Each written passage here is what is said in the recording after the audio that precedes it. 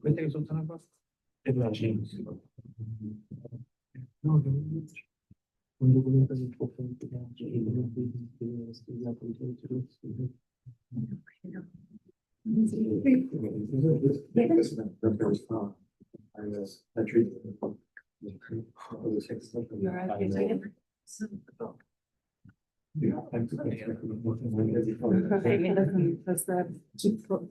schedule.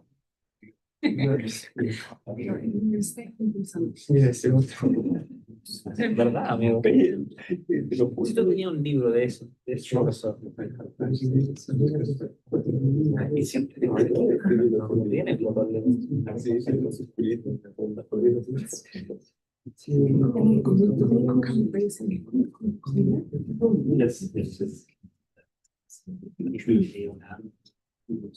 Este libro lo grabamos.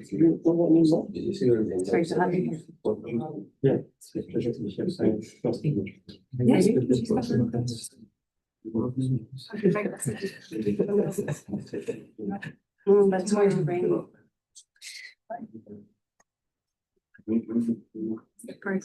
Yeah. We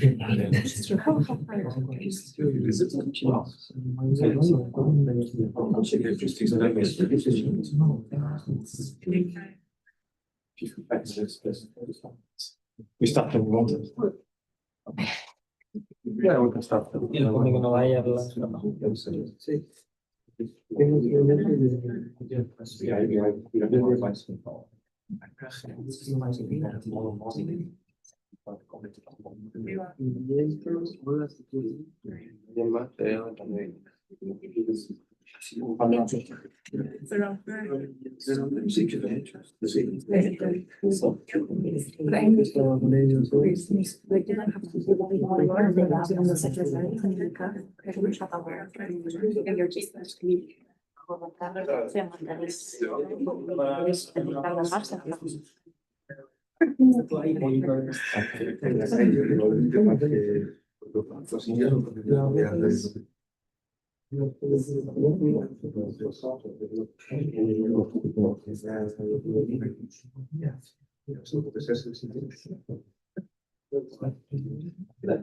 So thank you very much for coming. It's a great pleasure to me to introduce our speaker today, Guillaume Bafou, coming from Marseille. As a professor in Institute Fresnel of CNRS. I would say we don't need much introduction of our speaker in this community. It's basically well known in the field of nanophotonics and thermoplasmonics, especially, with important contribution to the field. Brief, just the overview in 2000 of his career. So in 2004, finished master thesis, and then 2007 PhD in solid state physics, and then moved to ICFO Institute, working with Herman Kidan for 3 years, if I'm not mistaken. Also working in Madrid with Javier Garcia de Abajo, and since 2010 started his position in Institute Fresnel. Received a bronze medal of CNRS in 2015, was awarded an ERC Consolidator Grant in 2018, and I think it's contributing very, very importantly to the field of thermoplasmonics, also with a new type of techniques that can be of use to our community as well. I have to also mention that last year was also spending 1 year, almost 1 year at University of Columbia with Raul used to make, say, contributing with these new techniques to the neuroscience. So, so basically the floor is yours, and enjoy the talk. Thank you. Thank you.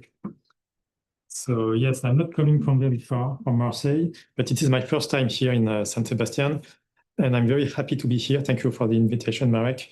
We already had very fruitful discussion, and I think this is a collaboration that could start between the two of us. That's great. So the topic of this presentation is the phase of light, mapping the phase of light, and you will see in my presentation that mapping the phase of light can be of interest for physicists, chemists, and biologists. So I'm expecting any one of you in this room at some point to be interested in what I'm saying at some point in my presentation. So I would like to start with not working. Okay, I think the remote is not working.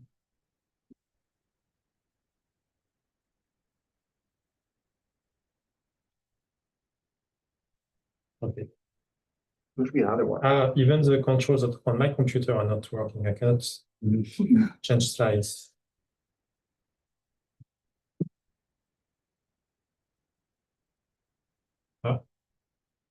Okay, it's fine. It's working now.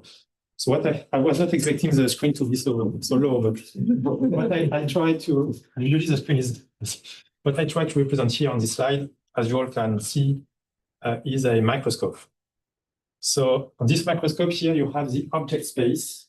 This is where you place the objects you want to image, and you have light on the left. Then you have the microscope, and then here you have the image plane. This is where the image is formed and where you usually place a camera. So on the object place, you have a light wave that can be defined by the electric field, complex electric field. And this is very rich. Light is very rich. Light, you can have a polarization, a phase.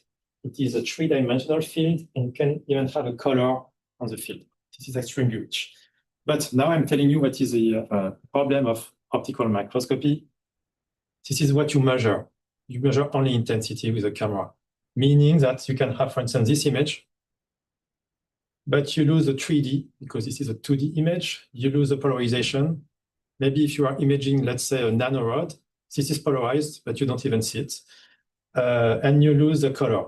Maybe this is colored, and especially if you have a plasmonic resonance, but you don't see it.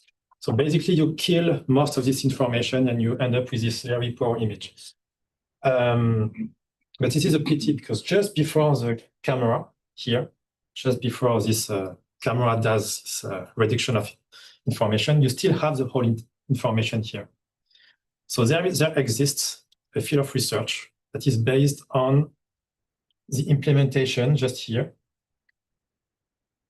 of optical elements that will retrieve this missing information, extract this missing information, and even with an intensity camera, you can map the color, the 3D, the phase, and the vectorial profile. So today, I will explain mostly how to retrieve the phase of light by putting an optical element here, which looks like this. So if you place, just before the camera, a diffraction grating, two-dimensional diffraction grating with horizontal and vertical black lines, and with this 0 pi phase shift pattern. So this is a complex grating, but if you place it in front of the camera, then you can retrieve intensity and phase. So more information than a normal camera. So this is the raw image you have when you place this grating in front of the camera. Here you have this image of the, this is actually a micrometric bead, 1 micron big dielectric bead. When you use this grating, this is the image you get. You get the image of the bead through the grating. So you have like the shadow of the grating in front of the camera. And from this raw image, you can extract the intensity and the phase of light. The intensity information comes from the intensities of the spots, and the phase information comes from the positions of the spots. Because if on the grating you have a phase profile, a wavefront distortion, it will move the shadow of the grating on the sensor. This is why you have a motion of the spots when you have a distortion of the wavefront. So this is the trick to extract intensity and phase. So this is a microscope in which we are implementing that. So this is a normal microscope. You have light from the top, sample plane, microscope, and camera. And the only difference with a normal microscope is this diffraction grating in front of the camera, like 1 millimeter from the camera. And here you have some objects that will be changing the phase of light. So this is what we are doing experimentally. We are building this kind of device. But it's quite complicated to place a diffraction grating 1 millimeter from a camera, because usually when you buy a camera, you have a window on top of the camera, and you have to break the window if you want to place something like that. We don't do that. We prefer to use this relay lens configuration. We have a 4F relay lens. I was really expecting the screen to be here, but so that's the grating. Let's use that. This grating, you have the image here as if the grating was here. So it's more convenient for us. And also compared with this compact system, we can move the grating. The grating is on a transition stage, so we can investigate the effect of the position of the grating. So now I will describe everything you can do in physics, chemistry, and biology once you can map intensity and phase of light. So first, rapidly in biology, so we can image live cells in culture. So these are two COS7 cells. One of them gets round. At some point, you will see a division, no, the other one, a division of the cell. So the interest of this phase microscopy is that you can see everything that is invisible, and especially cells, they are transparent. So using normal microscopy, you barely see them. But when you map the phase of light, then you have a very high contrast. And this is why biologists, you can even see the lamellipodium very clearly here, while this is completely transparent normally. So this is why biologists find some interest in this phase microscopy. And also, because refractive index is directly proportional to mass density in biology, you can convert this phase image into a mass density image, picogram per micrometer square. So biologists, they can map mass using light. So they can quantify growth rate quantitatively. And this is great because this way they can investigate how well cells behave in the field of view of a microscope as a function of light, pH, temperature, and so on.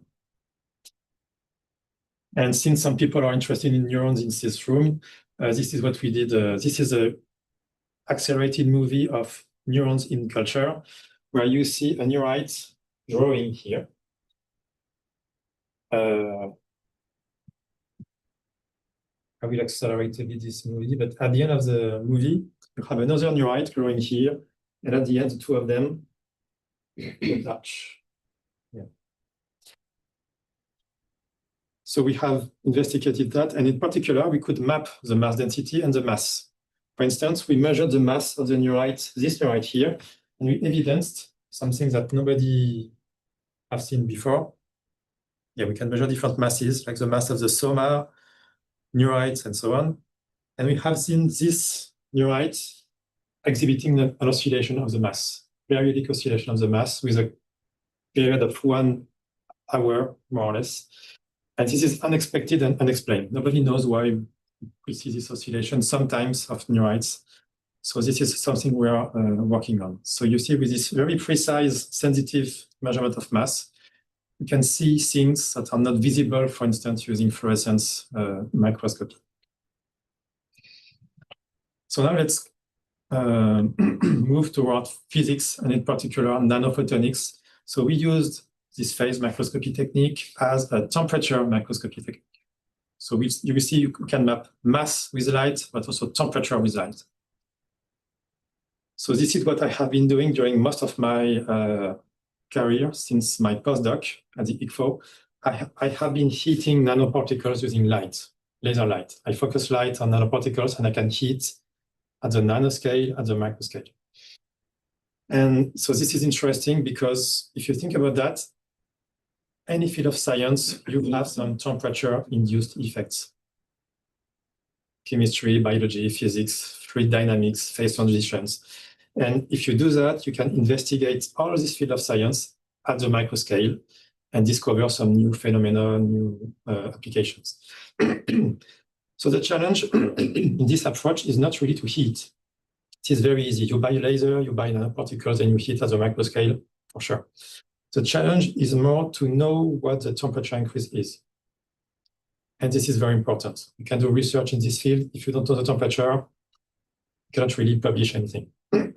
So what we did was to use this phase microscopy as a temperature microscopy, because when you heat this nanoparticle with a laser, if you send light from the top, you get a wavefront distortion because you heat the surroundings, meaning that you decrease the refractive index. So you have like a thermal lens.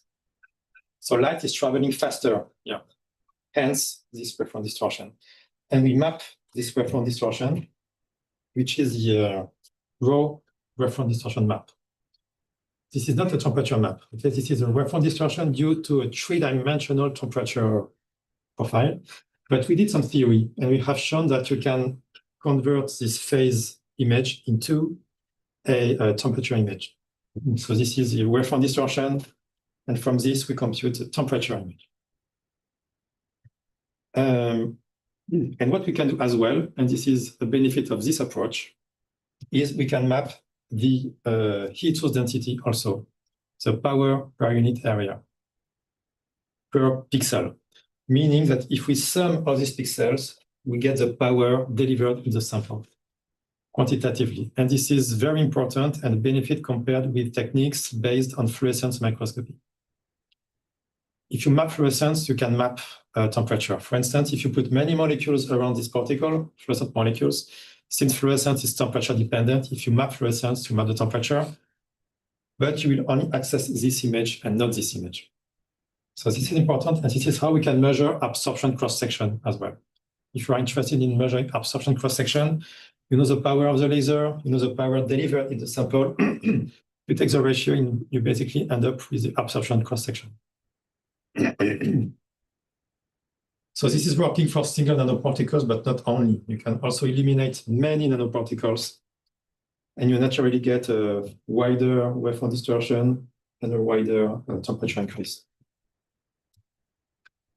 So we use this technique in many papers in physics, chemistry, and biology. And the reason why we could investigate many different fields like that, it's because it's a label-free technique. The other techniques are based on fluorescence. And if you use fluorescent molecules, they rapidly bleach. If you heat too much, they photo-bleach, thermo-bleach. You have some artifacts because fluorescence is not only temperature dependent. In our case, for instance, we were not limited by that. We don't need to modify the sample to measure the temperature. And we did some experiments in biology, chemistry, and physics. I won't describe everything here. I will only focus on a couple of papers. So as I said, what we have done a lot is this. We have this layer of nanoparticles, gold nanoparticles, and this is a laser beam. We hit that. So this is a side view. We hit from the bottom. We have water, gold nanoparticles, and this one was one of the first temperature image we get with this technique. And we were very surprised at the beginning when we saw this image. I don't know if you are surprised when you see this image. You should. What is surprising is the number you have here. We have 200 degrees in water.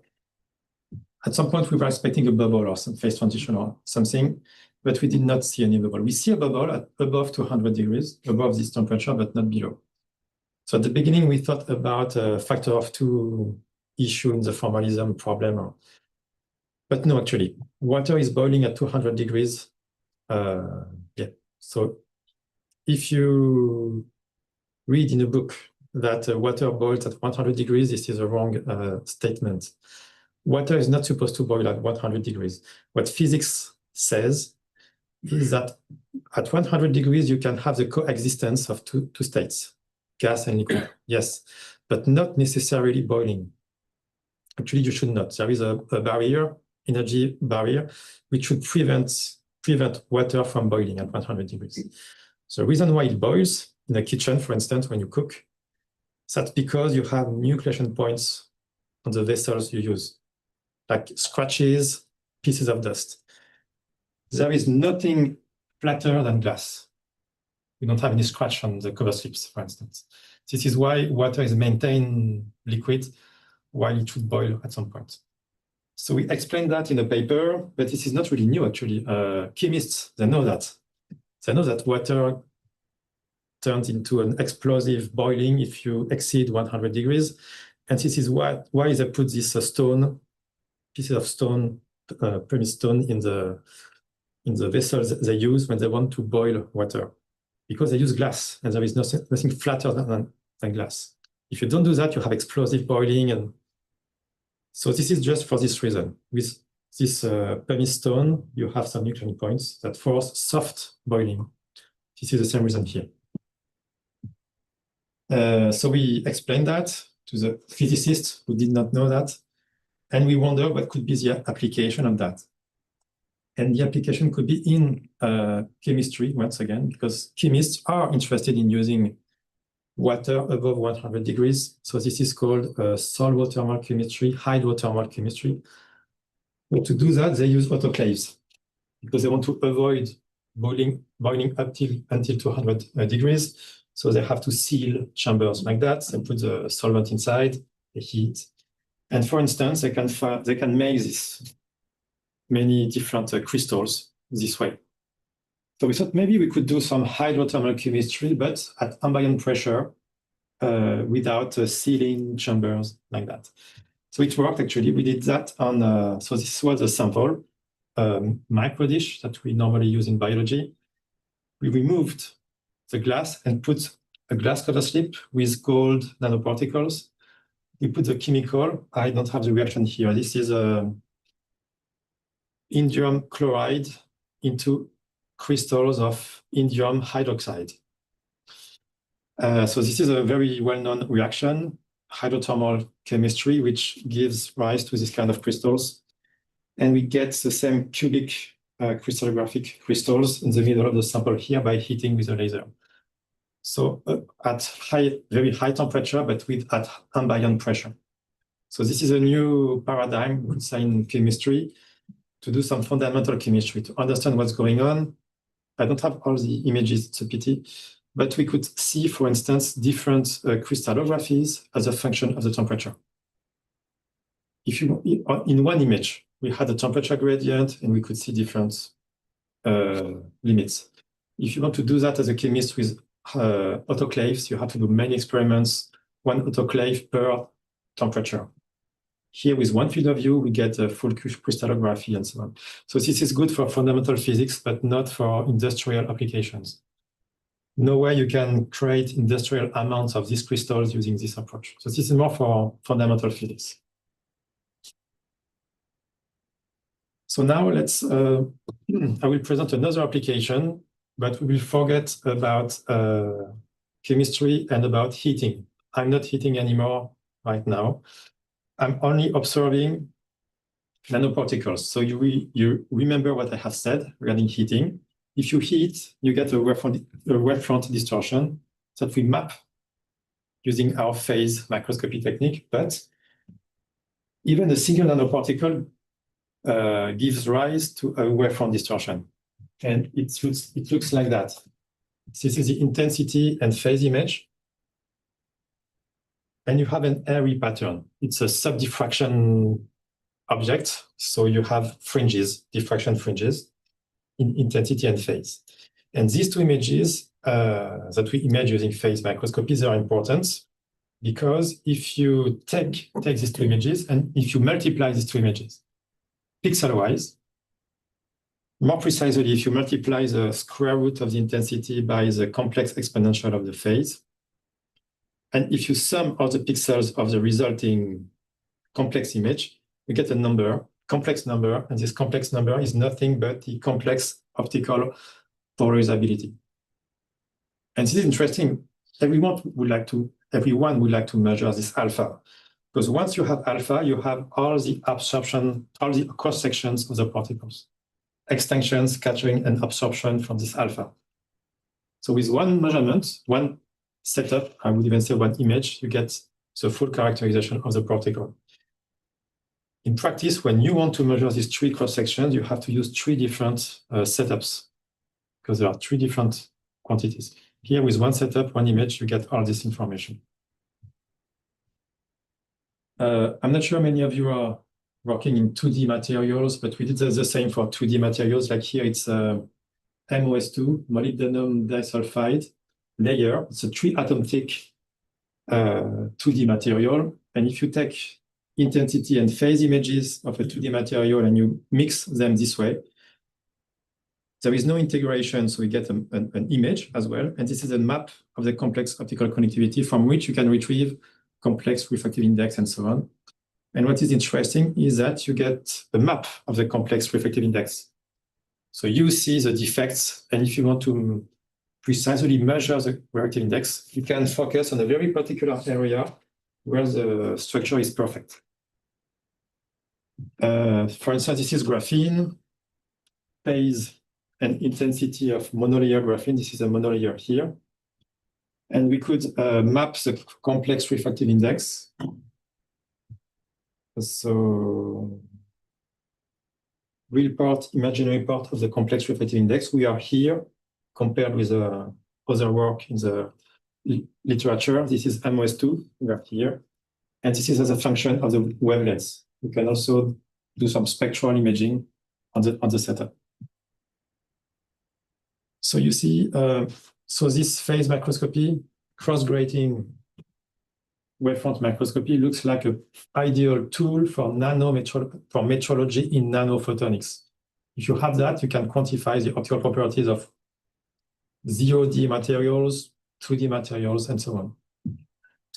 Now I will be describing what we have been doing recently. So for maybe 10 years, I bought commercial cameras. We did not invent this technique. Okay? It was invented a long time ago. What we did is to show the interest of this technique in nanophotonics for temperature microscopy and everything I presented. So for 10 years, I used commercial cameras, but they are limited and they are very expensive. And so at some point, we decided to build our own cameras because placing a grating in front of a camera, it could be feasible in an optics lab. So we tried, and indeed, it was very easy to do. So now I have maybe 13 in the lab. We have 13 CGM cameras because we could now do them ourselves. So because now we are capable of making our own cameras, we can ask for a grating, make a grating, and put any camera in front of it. For instance, a color camera to do color phase microscopy. So we built, we asked for the design of a 2-color camera.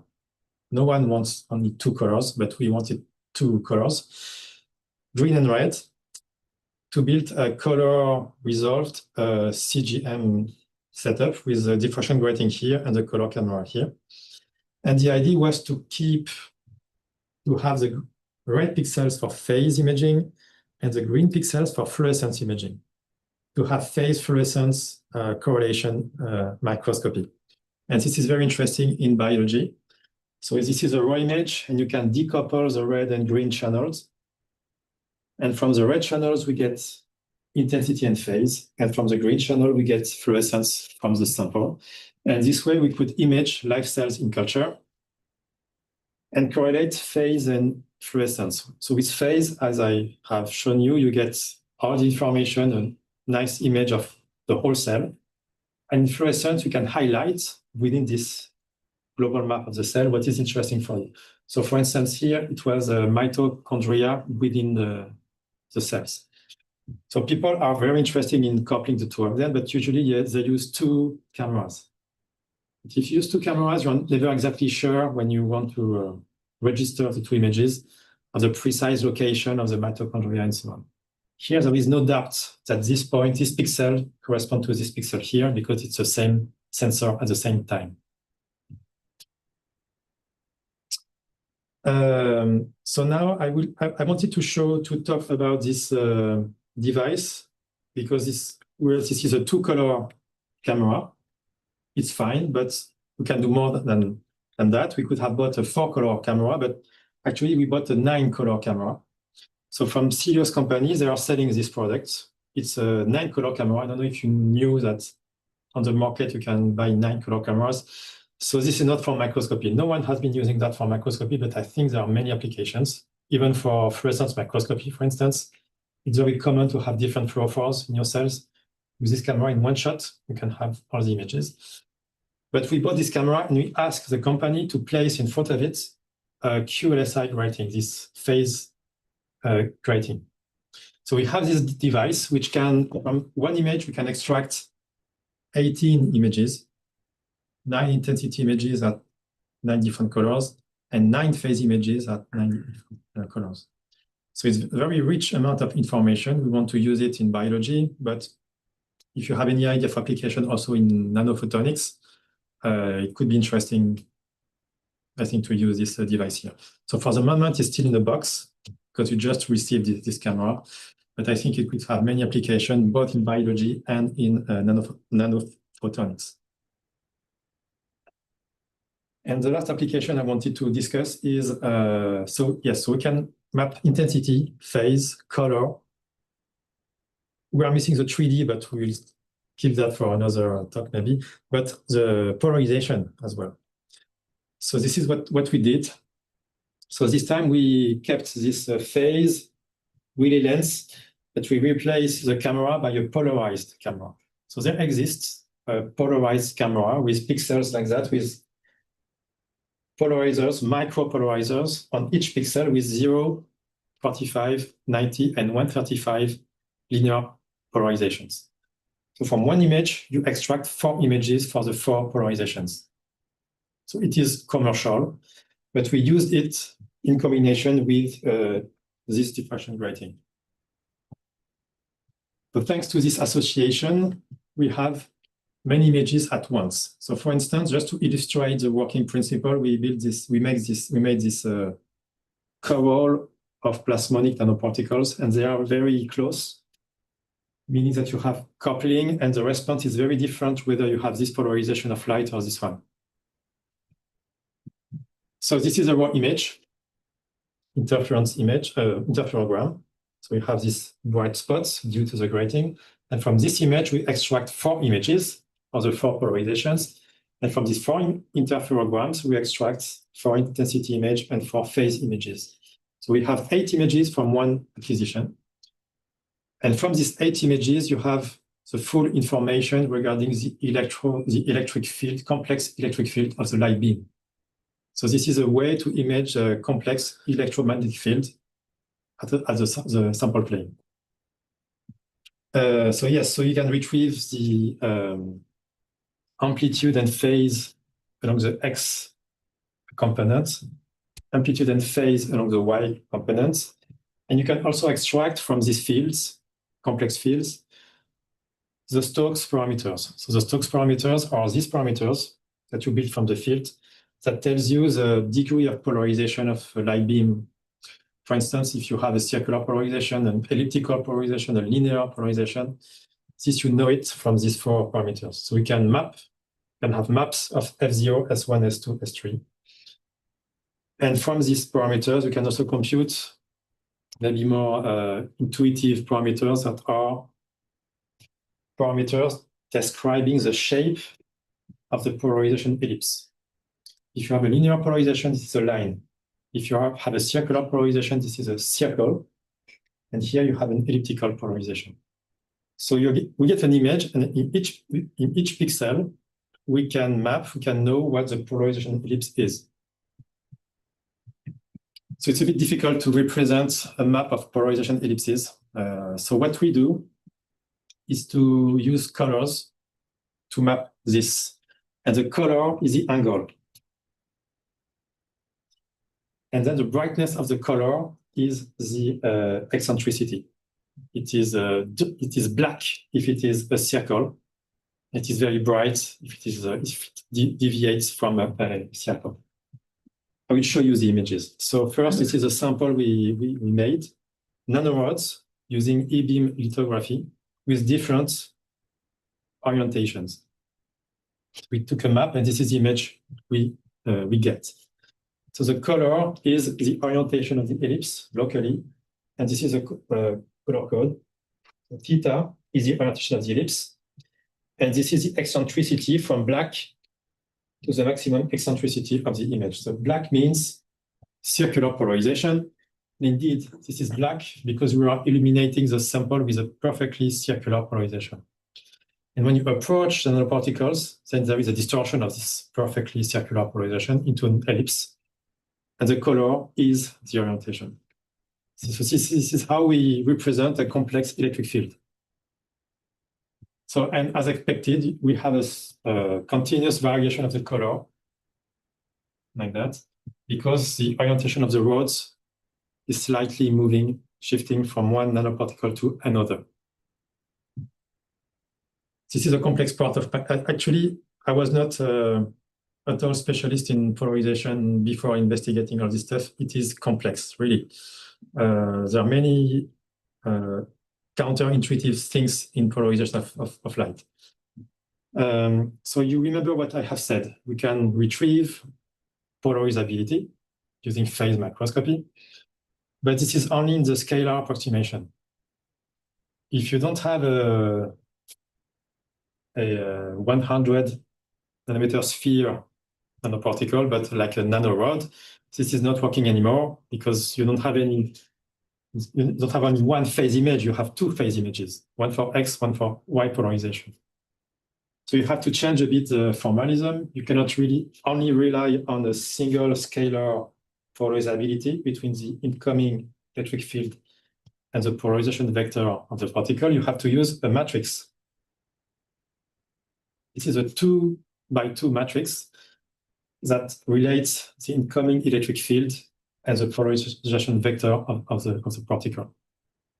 Using this technique, we can retrieve all the 4 coefficients of the matrix.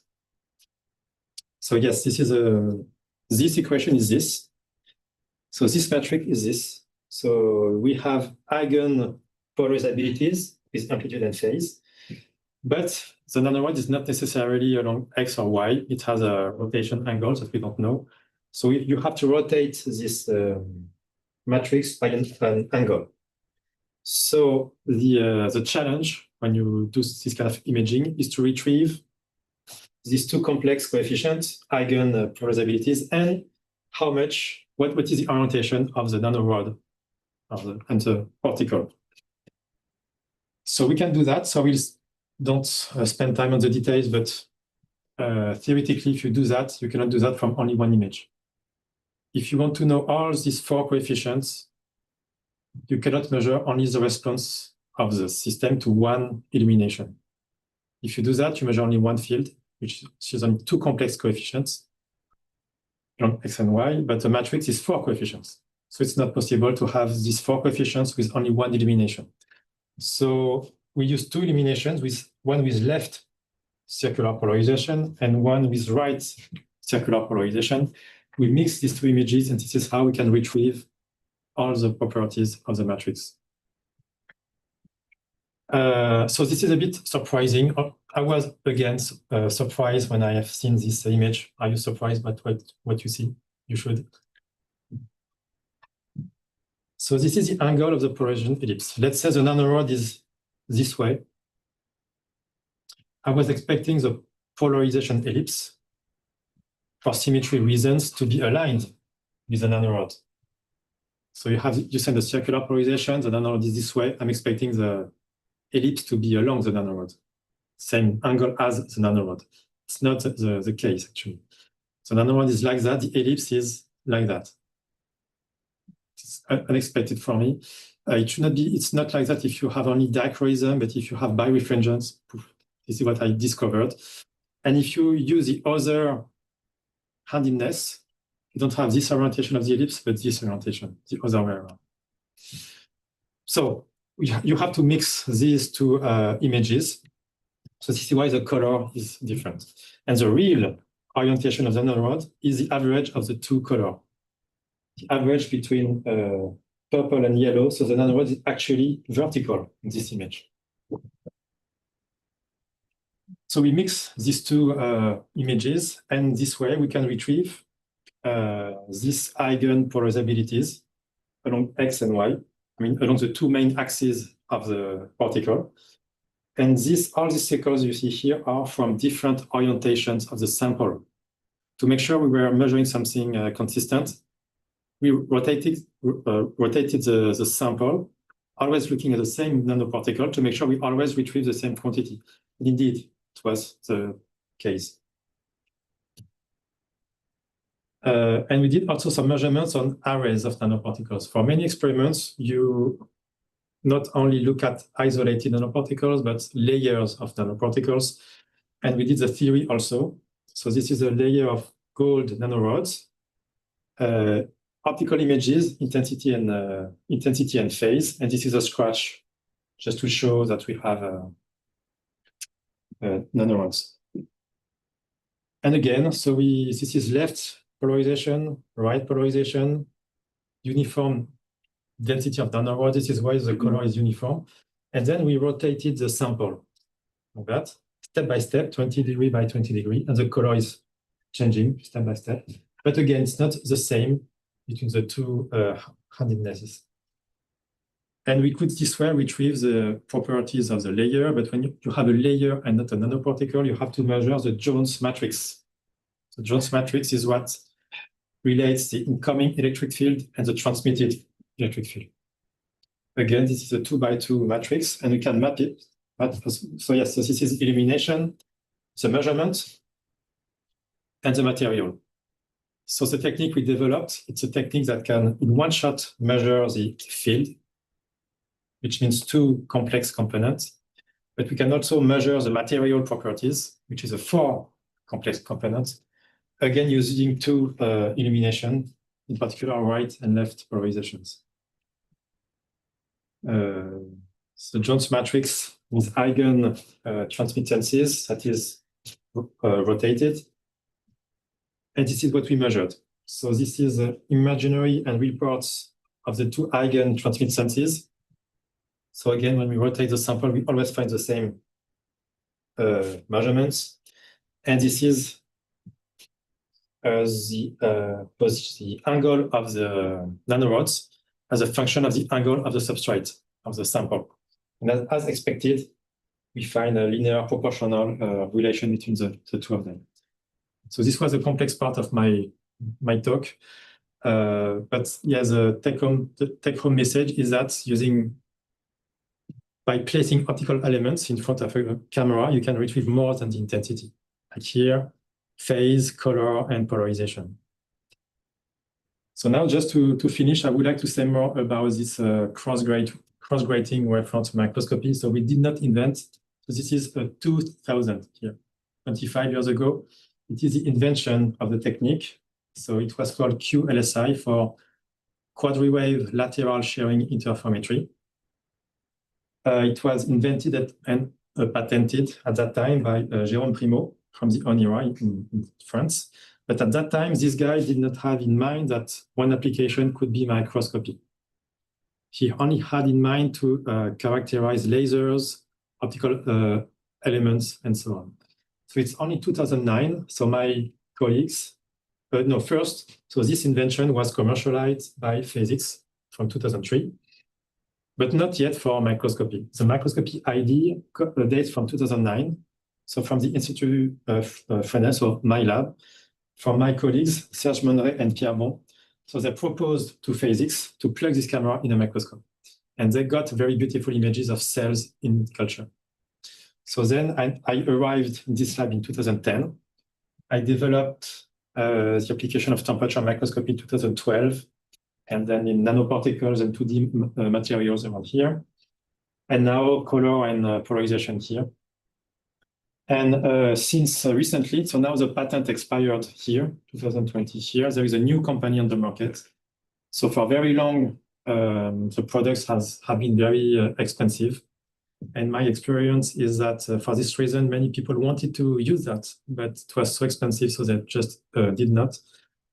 But thanks to another company entering the market, now the prices are much lower. So they started to decrease their price as well. And it's quite affordable now from Cilios. And so I am expecting this next years, maybe 5 years, to have a much wider use of this technology, both in biology and nanophotonics. Because for 20 years, these are some statistics on the papers published using CGM and QLSI. It's mostly French invention, French company, and most of these papers are from the Fresnel Institute, from my colleagues and myself. And it's a pity that such a great technology stays within a country or within a single lab. So I'm expecting, yes, this next year to have a more balanced use of the technology in the world. If you want to know more on these technologies, so I published a couple of papers to explain the algorithm to go from the interferogram to the phase. This is a 30-line long algorithm, very simple to implement in MATLAB. We usually put all our codes on GitHub, and especially there is a code to process images, and within a few weeks, I would say, a code for live imaging. You can plug PhasX camera, Hamamatsu and/or camera, and use this code to pilot the cameras. And this review paper on the applications in biology and nanophotonics. So as a summary, anything that is distorting a wavefront, it is transparent, a cell, temperature field, nanoparticle, 2D material, metasurface also, and even the roughness of the sample, you can characterize quantitatively all these samples using this phase microscopy technique. All the people involved at Fresnel who has been working on this phase microscopy, and my most recent collaborations. And thank you all for your attention.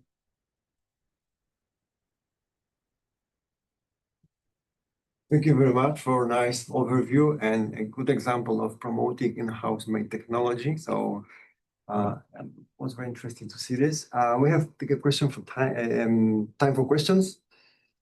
Gabriel. What are the limitations of this technique to measure the phase? I mean, so can you measure? So what is the sensitivity to the phase, and also can you measure phase dislocations, for example? Okay, so the sensitivity. So there are many. So there are several phase microscopies. I only presented one, but you have DHM, for instance, digital holography microscopy, which is based on a microscope, and on the sample plane you have a reference beam to make fringes. This is less sensitive than that and more problematic because you have two arms.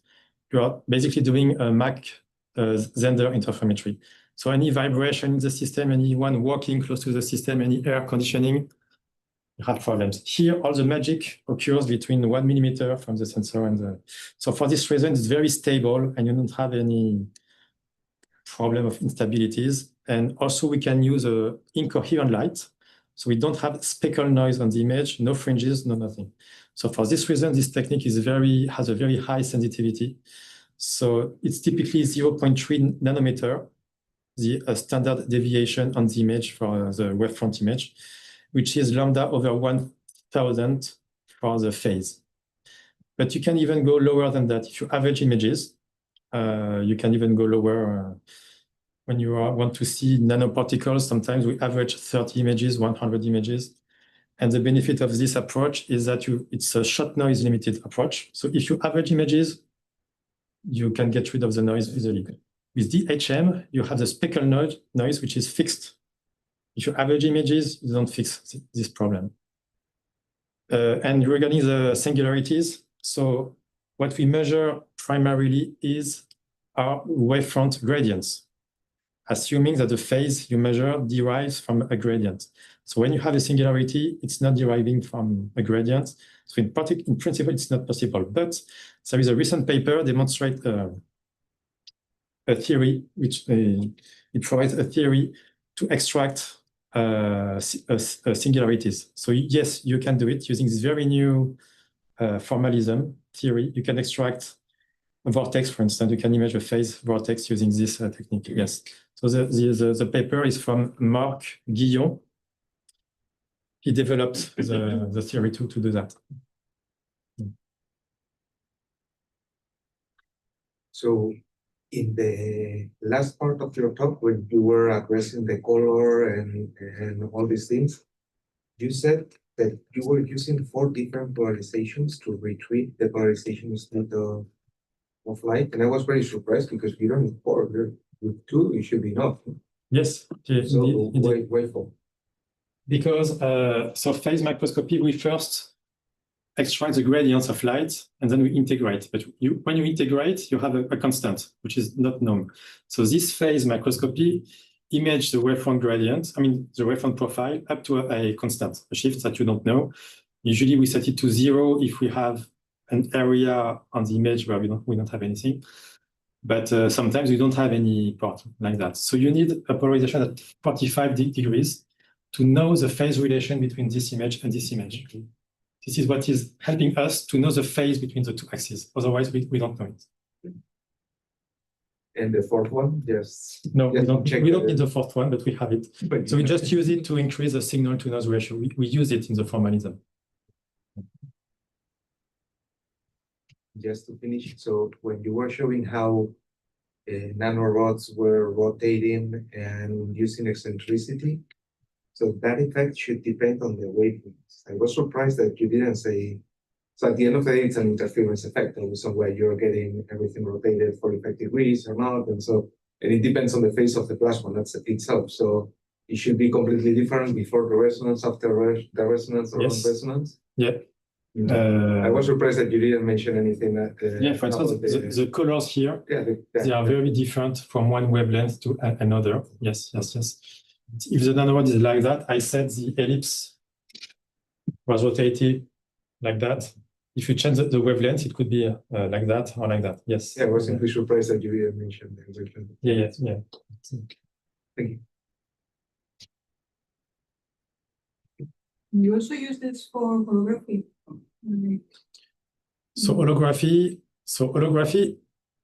etymologically speaking, it's holo means phase and intensity. Holo means all, everything. It means phase and intensity. So this could be, etymologically speaking, an holography technique.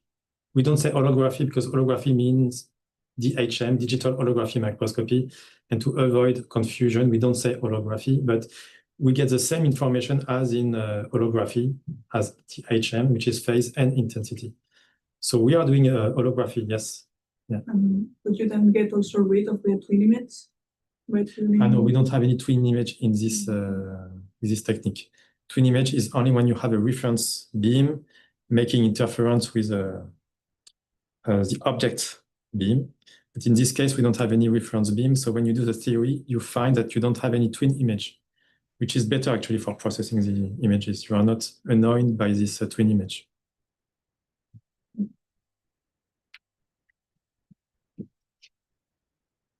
I have one question. I'm curious how we go towards the chemistry part. At the very beginning, you showed these cells moving, so you basically show some time-dependent analysis, right? So you show also the salvothermal processes. So imagine I'm interested to, let's say, follow, for example, the chemistry on the single particle level, to see to what extent this technique would help me. Do you think, the process is slow? Let's say microscale, microsecond scale, let's say time resolution is enough. Or it's feasible for your technique? Yeah, so I did not talk about that, but this is exactly what we are doing right now. So this was on the microscale. We were limiting at 10 microns, but now we are doing that on the single nanoparticle level, and it's actually fast. It is temperature dependent, but it's very fast. So we are trying to go fast to image what is going on, because after a fraction of a second, we already have a big change in the polarizability. So we try to track the polarizability as a way to know how big the shell is growing. So polarizability as a function of time as a means to follow the growth of a shell. So we measure fluorescence, we measure temperature using phase microscopy, and shell growth using also phase microscopy. But yes, in this case, sometimes you need to have a high frame rate to resolve what's going on. It can be fast. Yeah. Okay, if there's no more questions, so let's thank again our speaker.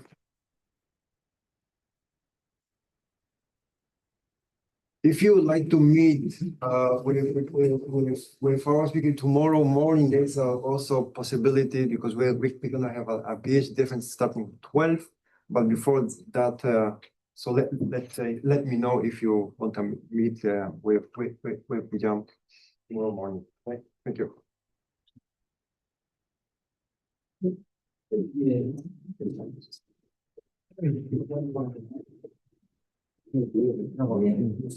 One more question I need to run. This last part. Facing black, not facing black. Are you familiar with?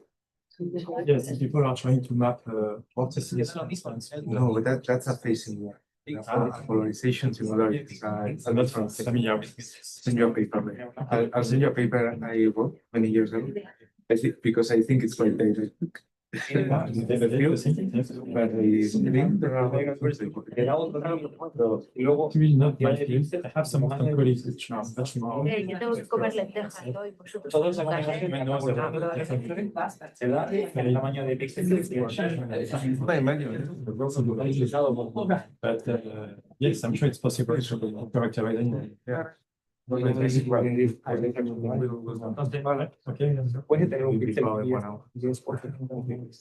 Thank you very much for your visit. If you ever want to return, Solamente consiguen ver dentro. we have a wonderful visitor program. Yes, and I'm super seriously thinking. Okay. Yeah.